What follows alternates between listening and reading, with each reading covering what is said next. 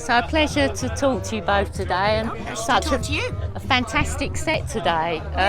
It brought the crowd alive, and the two-tone faithful were out there, the Ska faithful, you know, jumping. Two-tone always brings the crowd alive. Oh, it does. Particularly when it's sunny, doesn't it? It's just the beat. I mean, you can't help but dance. I think that people really kind of appreciate that, and they've stayed with it for 42 years now. Yeah, I mean, you know, on top of standing on top of everybody, you can see the faces and the straight faces. And by the time we finish the set, they're either nodding or So they like this when the sun is shining. Oh, nothing better, is there? Absolutely. And your voice, Pauline, it's fantastic. As Lee was saying, we saw you at the Corn Exchange. Oh, okay. From the Jam earlier in the year in January. Recent, wasn't it? Yes, in January. Yeah. And your voice is incredible, you know. Thank you. And it's. I got COVID after that. Oh, did you? Oh no, amazing set as well. And from the Jam, you go back a bit with Bruce Foxton, don't you? Because it's the original Jam when Paul Weller was in there and Rick Buckler.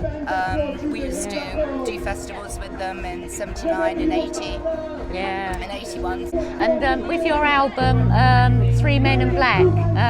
Oh gosh, you know about that? Yes, because Bruce Foxton, you did some Jam. Oh, of course, yes. You did some acoustic. And with Jake Burns as well. Because we were playing with Stiff Little Fingers last night in Belfast, if you can believe that. Fantastic, yeah. So we had to hot foot it down here. All right. So we had to come back over sort of, in our bus drove for hours, didn't it? It was a long time. Felt like Gulliver.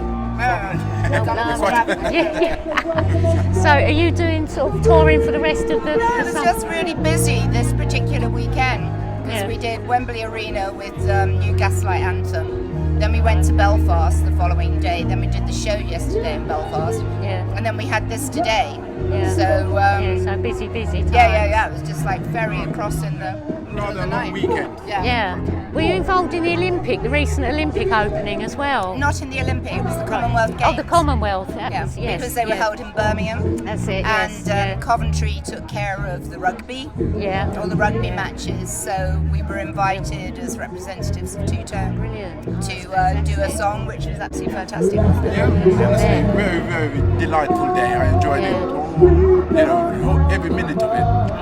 Because there were some great acts there, wasn't there? Along with you. Well, you can't top Ozzy Osbourne. Well, no. And the ones that we meet on the circuits like this, we always greet one another, which is really, really good because it's over 40 years, for instance.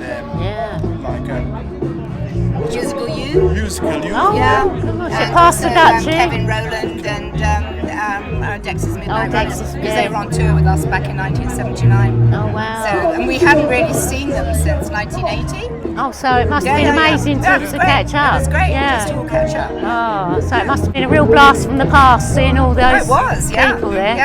And also, I mean, I know a couple of billion people watch it. I've got relatives in Nigeria, I've got relatives in Australia, and they were all ringing me up and saying they had watched it. So it had global sort of coverage. The Commonwealth, I guess. It will do. Don't know how fair the Commonwealth is, but anyway, they call it the Commonwealth, don't they? That's another conversation, maybe. Well, that's a different conversation. Yeah, different one. But I was going to say congratulations on your OBE this year. Thank you. Was that a real surprise for you to get that nomination? Well, yes, it was, and I mean, I had to think hard and deep about it. But I mean, it's the way I see it is, black women in our society are the hardest done by, and I don't care what anyone says, they just are. And if you raise up black women, then black women across the world will be raised up. And I think that if anyone wants to give you anything, just accept it. Fantastic. Just say thank you. Yeah, that's on it. to the next. And so because services to entertainment, you've not just been involved in music, you've been an actor. Obviously, the Queen likes ska. Yeah, that's it. Is that what she does? The Queen Mother likes ska music. Really? Yeah. I can see that actually. You know, Noel Coward used to have a house over in, I don't know, Jamaica or somewhere like that. Yeah. Oh, really? She used to go there for holidays, and she used to listen to Calypso and ska. Well, there the Guardian said so. It wasn't wrong. That's it. She must have said something to the Queen. You see her bopping along with her handbag, aren't you? Yeah, definitely. And the corgis joining in. Absolutely, yeah.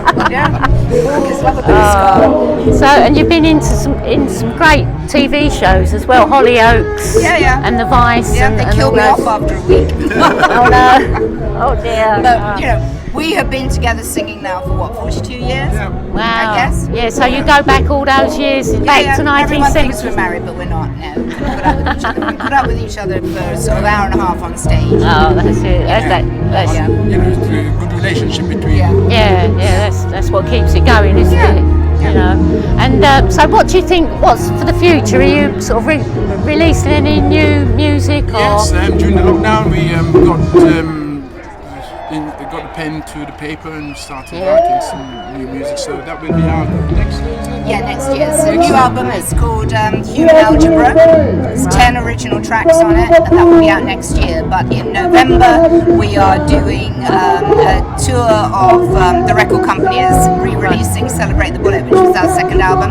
So we are touring that. So that will come out on vinyl and on CD in October. Oh, brilliant. And then we'll be touring that in November. It starts Right, November so 10th. we'll look out for that as well, because it's great when a band does their albums in entirety. It really is. Yeah, well, that's what From the Jam have been Yes, doing that's for what they've ages. been doing, and they're coming up to the Beat Surrender tour That's soon, right, aren't yeah, they? Yeah, so yeah. that's one to look out for. Yeah. Just say, I mean, you were the soundtrack of our lives growing up, and the two-tone records, when I saw that, it really stands out because my brothers love Selector and they love the specials, and you started out on the B-side. Because it's a movement. Yeah, It wasn't just bands, do you know what I mean? Yeah. All the other bands on here are just individual bands.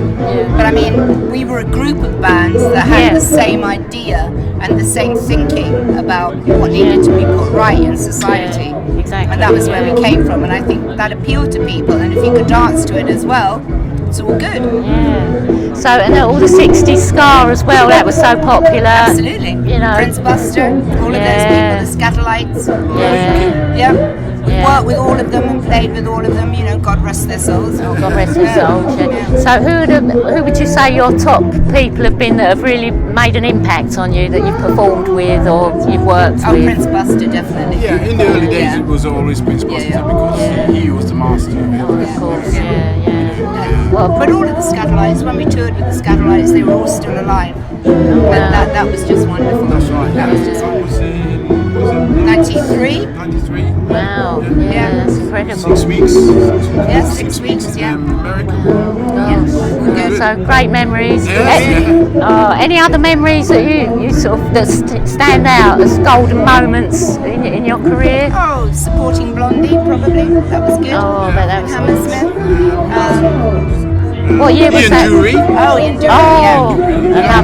another master of music. Same with him. He really helped us after our first album. Our bass player and keyboard player left the band, All right. and we didn't have a bass player, so we met Ian Dury down at the Top of the Pops because we had a single out at the time, and they did as well. Yeah. And he lent us Norman Watt-Roy, which is his bass player, and he even came up to Coventry, spent the whole weekend with us in the studio, and helped us record some tracks for our second album, Celebrate the Bullet one. Incredible. And just stayed and just had a good time. Great guy. Oh, Great guy. I bet. You know. It's been a pleasure talking to you both. Pleasure talking to you. And Dennis, as well. fantastic show as always. Thank you very much. And we'll look out for the new show the album next year. That would be brilliant. So yeah, So we'll tell give that a plug. everybody. Yeah. Oh, thanks so much, Thank both you. of you.